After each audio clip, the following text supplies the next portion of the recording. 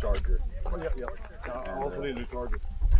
Oh yeah. Amperage was off We by climbed up to that. decimal. Yeah, we climbed up that mountain into the castle right there. Then we climbed it down. Yeah, we Then did. There was a sign saying that We weren't supposed to do it. We took a picture in front of it.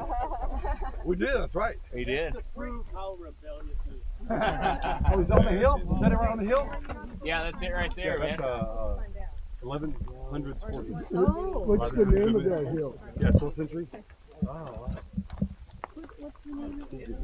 I don't remember. Yoni, do you know the name of that hill that it sits on? Yeah, it's called Nimrod's. Oh, Nimrod. Oh, yeah, that's on the map. Nimrod's Fortress is what it is. I don't know what the actual hill is called. Yoni would say maybe Nimrod's Hill. And the castle is empty at the moment. Yeah, it was a. I don't know if it was a Crusader time fortress. I can't remember when it was built. It was built like 1,000. Yeah, old. It's pretty old. Yeah. Yeah. That's the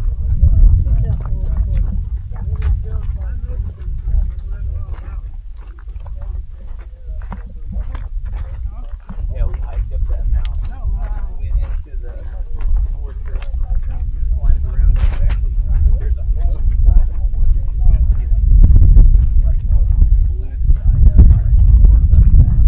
You have to crawl on your knees to get that. And then strip stuff. Those are the mountains. We ran transfiguration and then we climbed down to the side.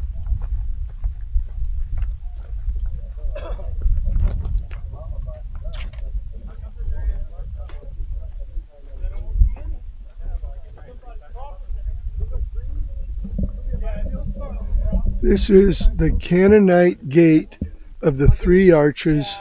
We are still in Tel Dan, up on the Lebanese border, just north of this modern-day city of Dan. Here, this is part of Dan, but this is the earlier city that was called LAISH. This would have been the city that the Danites. This would have been the city that the Danites came and destroyed. And you can see here, where is everybody?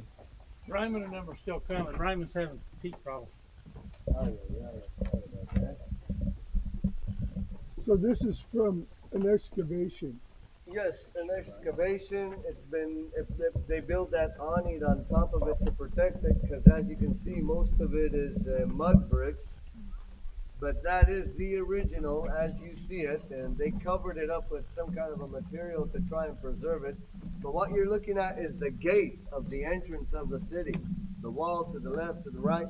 What's amazing is also that everybody in the whole world knows that the Romans are the ones who invented the arch. No.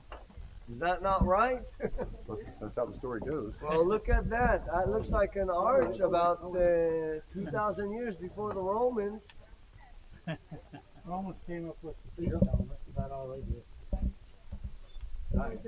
Wouldn't that one have to have it? It doesn't have one. The way that the way they built them in those days, to my understanding, could be wrong, is they built a hump of earth, Yeah, and then they built the rocks on top of it, and they plastered it in, then they removed the earth. The Romans actually built the keystone. So they'd set the rocks in and then drop the keystone in, and that held them in place. Now over here they keep that dirt inside because they want to preserve it, of course, and it helps preserve things.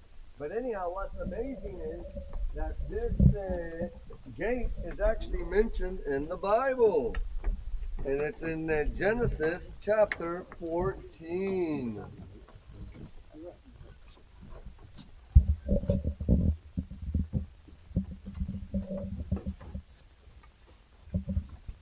So Genesis 14. This is what it is. So what happens is the whole area of Sodom and Gomorrah rebels against some kings from Mesopotamia that had control over them.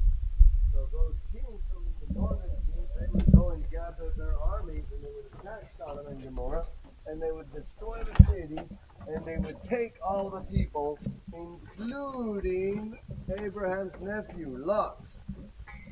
And when Abraham heard that his brother was taken captive, he armed his trained servants born in his own house, 318, and pursued them unto Dan. So that would be here. And this is what happens when he gets here. And he divided himself against them. That's one of the places, once again, where you can't understand. For crying out loud, you have 318 men. Why do you have to divide against them? You're definitely a minority here. Why do you divide against them? So while you're standing here, where Abraham stood at Dan, you can understand. You look around, what do you see? That mountain in front of you. Which way did they go? Did they go through the valley over there that we just looked at? Or did they go this way? I do not know. I don't have time. Divides them. You guys go that way. I'll go with the rest this way. So the ones who went that way. And he divided himself against them, he and his servants by night, and smote them. He pursued them unto Hobah on the left side of Damascus. That's why I said that way, because this is also the road to Damascus. And he brought back all the goods, and also brought back his brother Lot and his goods, and the women also, and the people. And the king of Sodom went out to meet him after he is returned from the slaughter of Kedar-omer, and the kings that were with him at the valley of Sheba, which is in the king's well. We pretty much believe that that was in Jerusalem. And then something very strange happened. And Melchizedek, king of Salem, that's Jerusalem, brought forth bread and wine. And he was a priest of the Most High God. And he blessed them. And he said, Blessed be Abraham, the Most High God, possessor of heaven and earth. And bless the Most High God, which hath delivered thine enemies into thine hand. And he hath gave him tithes of all. Brothers and sisters, this is where he came to battle right before he went and met Melchizedek. How cool is that? So here at Very Dan, cool. you're standing where Abraham stood just before he went to meet Melchizedek. Okay, brothers and sisters, I guess, Tim, you were right. Come to find out there were false religions. How'd you get that, Tim? I've been reading that book. I guess they go on grave clothes, they said, and they try to suck stuff out of graves. That sounds very false to me. You're right. Okay, everybody, come on, let's go. One more play.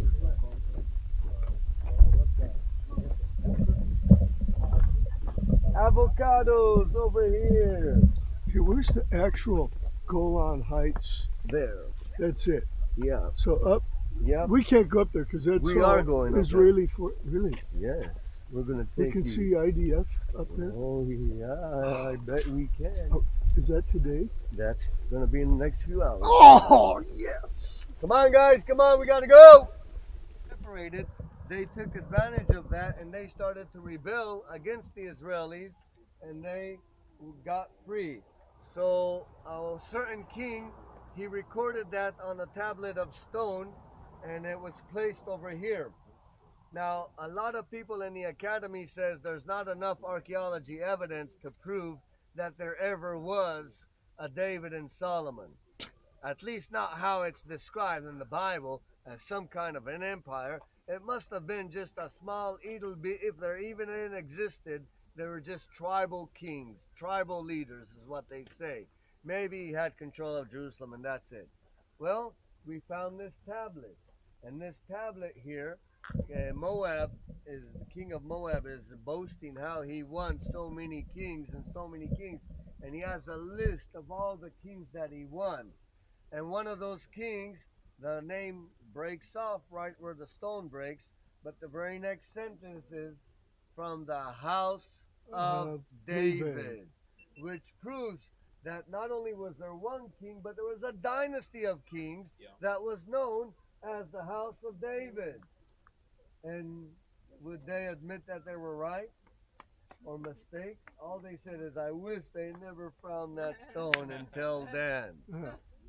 So brothers and sisters, yell out.